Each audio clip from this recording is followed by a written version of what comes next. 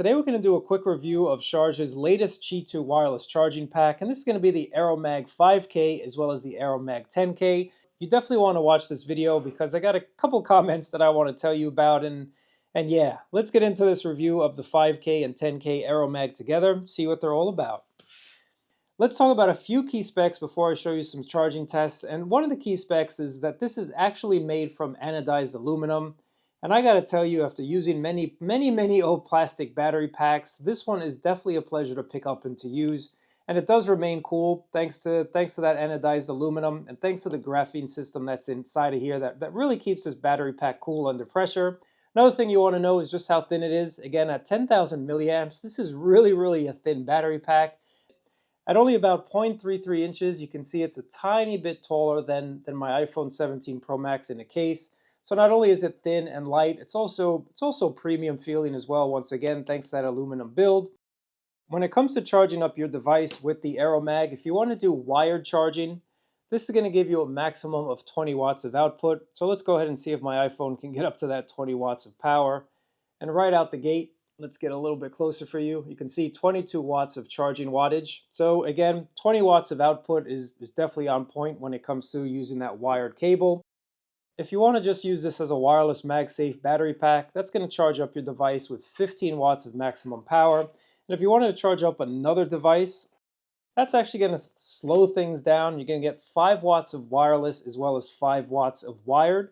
So let's just go ahead and plug in my other device here and see if we can get that 5 watts to show up. And you can see right away, let's get up close and personal. We're at 5 watts of power. So yep, 5 watts wired and 5 watts wireless. Now, if you imagine you're trying to charge up 2 devices, this is going to take a very long time, 100% for sure. But it does support pass-through wired charging as well. So you can charge up your Aero pack as well as charge up your wireless device. And at the moment, this is pulling about 7 watts of juice. So that's going to give you a little bit of idea of what the charge time is going to be. Again, this is pulling 7 watts. And I'm imagining on the device, it's probably giving out that same type of 5 watt range as well. So this option is going to be very slow for you once again. But let's go ahead and show you some real times when it comes to the AeroMag, charging up my iPhone from basically 0 to 100. Let's get to it. It's 1:09 p.m. My battery's about 20%. I'm going to plop on the AeroMag 10k and see what type of charge we're going to get in some 15-minute increments, because after a while, sometimes you just need that quick boost. So it's 1:25 p.m. now. The battery is still pretty cool to the touch. Pretty happy about that. But if we take a look at my battery percentage, it's gone up 9% to 29%. About another 15 minutes later, the battery is still very cool to the touch. If we take a look at how much charge has been adding to my device, it's at 35%. So we went from that 20% warning to 35%. Let's go ahead and continue on with the charging test. But you can see at the back here, it's doing its thing. We're using up that one dot of power on the back. Now it's 1:55 p.m. It's been 45 minutes later, and you'd expect this would be pretty well charged up. We're about 23% up to 43%. Battery is still pretty cool. 2:09 p.m. We're at that 48% range. So battery's still pretty cool. That's definitely really good. 2 hours and 40 minutes later, 3:50 p.m. We're at that 82% charge. So it will take close to 3 hours to get it charged. And at 4:14, we're finally at 90% charge, guys. And it only took about half that battery pack, which is still pretty cool to the touch. And my iPhone is definitely really cool as well.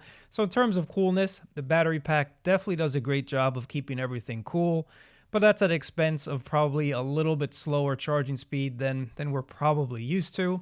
Now I'm going to just try a secondary test with a case on. 18% battery life, 1236. Now it's 1256. It's at 28%. Still pretty cool, guys. I mean, that's the gist of it. This battery pack definitely is really cool. We're at 43%. You can see that now, 43% at 134. At 209, we're at 55% charged.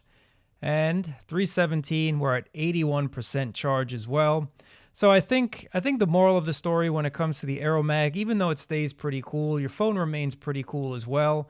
It's still going to take quite a bit of time to fully charge up your device. So if you have about 3 to 4 hours, again, coming from that 20% range, that's how long it's going to take to charge up.